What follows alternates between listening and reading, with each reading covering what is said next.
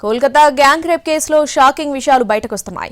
కాళ్లు పట్టుకుని బతిమిలాడినా ఆ మృగాళ్లు వదలలేదని న్యాయ విద్యార్థిని కన్నీళ్లు పెట్టుకుంది. ముగ్గురు నిందితుల్ని పోలీసులు అరెస్ట్ చేశారు. ప్రధాన నిందితుడైన టీఎంసీ యువనేత అరాచకంపై విరుచుకుపడింది బీజేపీ. వరుస ఘటనలకు బాధ్యత వహిస్తూ సీఎం మమతా బెనర్జీ రాజీనామా చేయాలని డిమాండ్ చేస్తుంది. మరోవైపు ఈ దారుణంపై జాతీయ మహిళా కమిషన్ సమగ్ర విచారణకు ఆదేశించింది. కోల్కతాలో మరో ఘోరం జరిగింది. గతంలో ఆర్జికర్ వైద్య కళాశాలలో మెడికోపై అత్యాచార ఘటన దేశవ్యాప్తంగా సంచలనం సృష్టించగా, తాజాగా న్యాయ కళాశాల ప్రాంగణంలోనే ఓ విద్యార్థినిపై గ్యాంగ్ రేప్ ఘటన తీవ్ర కలకలం రేపుతోంది. ఈ ఘటనలో సంచలన విషయాలు వెలుగులోకి వస్తున్నాయి. యువతిని ప్రధాన నిందితుడు మోనోజిత్ మిశ్రా కొన్నాళ్లుగా పెళ్లి చేసుకోవాలని వేధిస్తున్నాడు. తనకు బాయ్ ఫ్రెండ్ ఉన్నాడని చెప్పినా వినిపించుకోలేదు.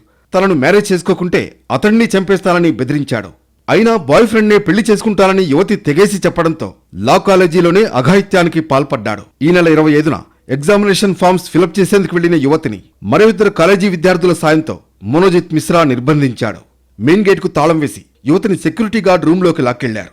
ప్రధాన నిందితుడు మోనోజిత్ మిశ్రా అత్యాచారం చేస్తుండగా మరో ఇద్దరు నిందితులు వీడియోలు తీశారు. సహకరించకపోతే వీడియోలను సోషల్ మీడియాలో పోస్ట్ చేస్తామని భయపెట్టారు. బాధితురాలు కాళ్లు పట్టుకున్నా వదిలిపెట్టలేదు. వారి నుంచి తప్పించుకునేందుకు ప్రయత్నించగా హాకీ స్టిక్స్ తో కొట్టారు. రాత్రి వరకు కాలేజీలోని సెక్యూరిటీ గార్డ్ రూంలో నిర్బంధించిన నిందితులు విషయం బయట చెబితే వీడియోలు లీక్ చేస్తామని బెదిరించారు. చివరకు రాత్రి 10:30 తర్వాత వదిలిపెట్టారు. ఆస్పత్రికి తీసుకువెళ్లాలని కన్నీళ్లు పెట్టుకున్నా కనికరించలేదు మృగాళ్లు. కస్బా పోలీసులు ఈ గ్యాంగ్ రేప్ కు సంబంధించి ముగ్గురు నిందితులు మోనోజిత్ మిశ్రా, జైబ్ అహ్మద్, ప్రమిత్ ముఖర్జీలను అరెస్ట్ చేశారు. వారిలో ఇద్దరు లా కళాశాలలో ప్రస్తుత విద్యార్థులు కాగా, ప్రధాన నిందితుడైన మోనోజిత్ మిశ్రా పూర్వ విద్యార్థి. మిశ్రా టీఎంసీ అనుబంధ స్టూడెంట్ యూనియన్, తృణమూల్ ఛత్ర పరిషత్లో క్రియాశీల సభ్యుడు. దక్షిణ కోల్కతా లా కాలేజీలో ఆధిపత్యం, రాజకీయ పలుకుబడి ఉన్నట్లు తెలుస్తోంది. గతంలో లా కాలేజీలో క్లరికల్ ఉద్యోగం చేసినట్లు, దానికోసం రాజకీయ పలుకుబడిని ఉపయోగించిన ఆరోపణలున్నాయి.